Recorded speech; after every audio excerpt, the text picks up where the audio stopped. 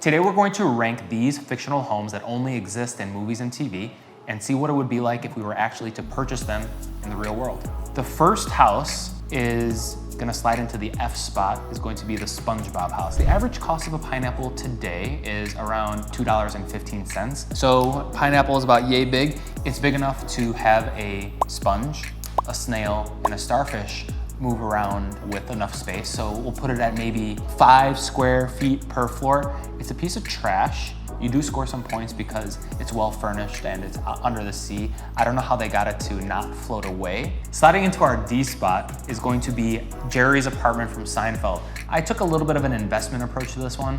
So a 1-bedroom in the Upper West Side right now would fetch about $3,000 a month. So at a cap rate of 4.5%, a 1-bedroom like this, you shouldn't be paying, in my opinion, over $600,000 for something like this. Isn't particularly nice, right? The kitchen isn't that great. It's a tight living space. I don't think we've gotten a look at the bathroom, so let's just assume that those are moderate. It looks like a huge building, no real amenities, so it's got location going for it, which I agree is enough. Sliding into the C tier is going to be the Hobbit House from The Hobbit and Lord of the Rings. So there was actually a transaction here in Illinois. I know it was listed for somewhere in the neighborhood of $750,000. Here are some things that you didn't know about potentially living in a home that is covered in earth. Your insulating costs, especially in the summertime, it's gonna cost nothing to cool your home because you have protection from the grass. Obviously, it blends in with its natural surroundings, and Hobbiton is known for its very low crime rate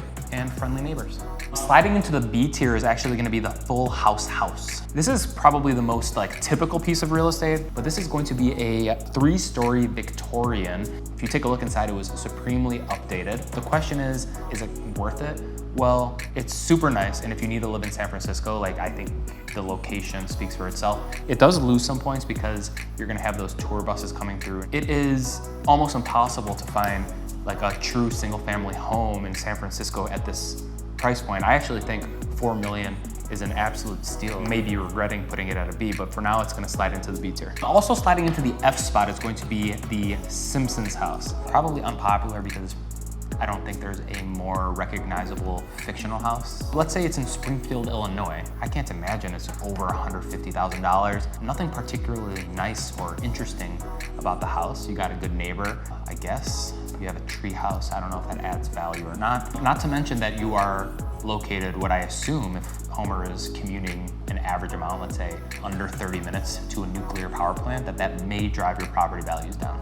Sliding into the B tier also is the Fresh Prince of BelAir mansion. It is a 6,500 square foot colonial with 5 beds and 5 baths. The Fresh Prince of BelAir house is actually located in Brentwood, and you can rent it on Airbnb. If you take a look at the interior, it is truly, truly colonial. It's not my taste or anybody's taste in 2020. Uncle Phil and Aunt Viv had pretty traditional tastes, pretty stuck up, honestly. It's not really my style, especially with the interior and the columns on the exterior, just very stuffy.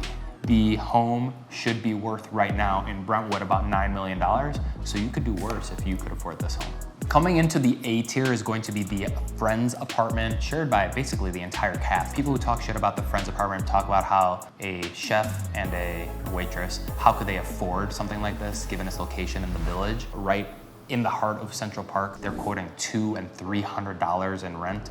Absolutely impossible, but let's set that aside. Given estimates, a 2-bedroom with this kind of square footage would fetch between $2 and $3 million. I mean, that's some serious money for some good space. You're definitely not living there with a family, but you're kind of balling out, honestly. This place is pretty nice, especially given its location. So that's why this is coming in at the A tier. Joining the Friends house in the A tier is going to be the Home Alone house. This is actually located in Winnetka. Tons of bedrooms, tons of baths, all brick, amazing outdoor space, well laid out, and curb appeal for days. You can actually drive by this part of town and there's Christmas lights, no crime. Sliding in the S tier for our first one is going to be Wayne Manor from Batman. This is a 7-bed, 11-bath gated compound with enough space for garages galore. Probably has a 10-car garage, secret doors, hidden this, hidden that. It just looks super imposing and badass. I don't know how much this thing could possibly cost. I don't know if there's any real life home that could compare with this, so that'll be in our S tier. Finally, last but not least, we have the Up House. Now this is going to probably be the most controversial, but the biggest cliche in all of real estate is location. You could be on the beach in the winter. You can be up in the mountains in the summer. You can bounce around wherever you want. It's kind of like a mobile home on steroids. I think the big difference between this and a mobile home is it's like a true house, and assuming you could drop it wherever you want, I think by definition, this makes it the most superior of the bunch. So that was our ranking of fictional homes in TV and movies. If you are looking to buy a house anywhere in the country, download the buyer guide. It'll give you a little bit of a guide to what it's like buying a home, primarily here in the Chicagoland area, but it should help you wherever you are.